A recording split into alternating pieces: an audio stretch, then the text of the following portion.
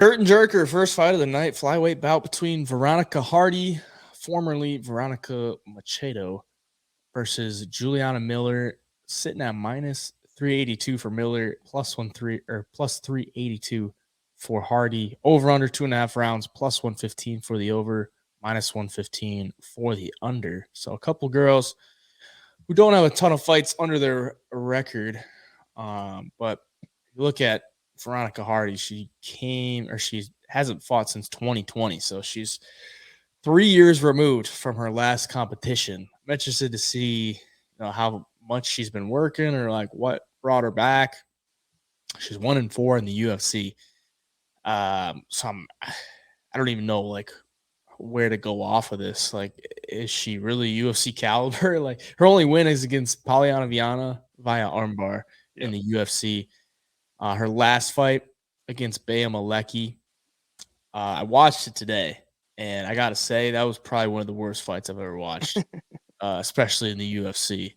Like, straight up, Veronica Hardy got like she must have been just gassed because she shot 9 takedowns in total, didn't land a single one, but they weren't even like takedowns. Like, they were just diving at ankles.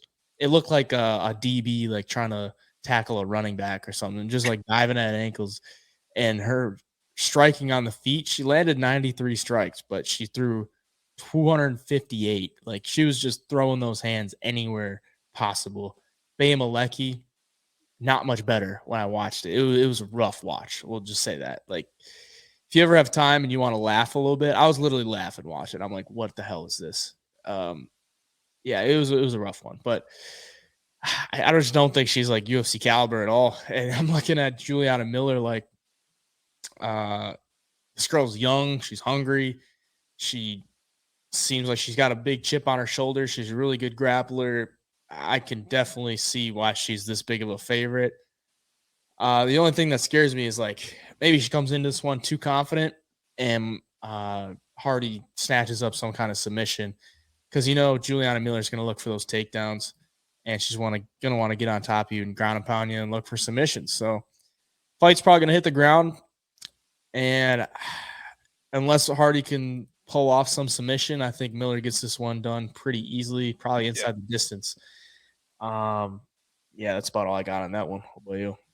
Yeah, no, I agree. And with Juliana Miller, it's like when you watch her fight, you can tell that she's got skill and she's going to be a good fighter, but she's got so little experience in octagon time, um, that she doesn't really have all of her skills sharpened up yet. I think her ceiling is higher. She's 3-1, riding a good win streak, coming off of the Ultimate Fighter, beat Brogan Walker. So she's going to be riding the momentum. She's going to be high on herself. She's going to be confident.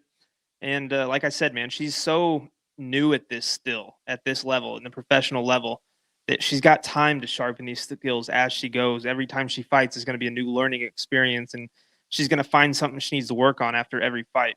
And I think against Brogan Walker, she probably, um, you know, found what she needed to do better and what she does good, and continue to sharpen the skills. Against Veronica Hardy, 6-4-1, she's not.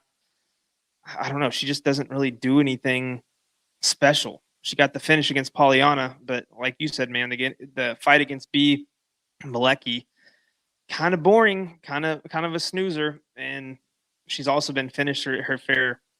I don't want to say fair share, but she's only got 2 losses, or sorry, 3 losses. She's been finished 2 out of her 3 losses. So, I mean, I don't know. I just don't. Veronica Hardy doesn't do it for me. I think in this fight, Juliana Miller with the higher ceiling, the confidence, more to lose, really. I mean, she keeps winning. She's going to make a name for herself. Everything points to Juliana Miller here. But again, this level of women's MMA, you never know. And it's just not something that super high confidence to bet on. So Juliana Miller, the pick, obviously. Probably not going to have much on this one. Yeah, it's just that 3 years off. Like, maybe she just took those 3 years off to get a lot better because she was 1-4 in the UFC and she realized she needed to get a lot better. But Yeah. it's also like, why do you need to do this? I mean, she's married to Dan Hardy, Mm-hmm. UFC, former UFC fighter.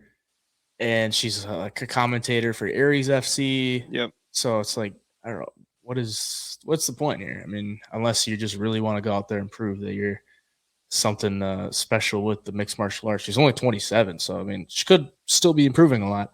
Yeah. So that makes it a little bit of a tough one to get on Miller, but I think she does win. I think she finishes her probably. She's really aggressive chick. She wants to get it done inside the distance.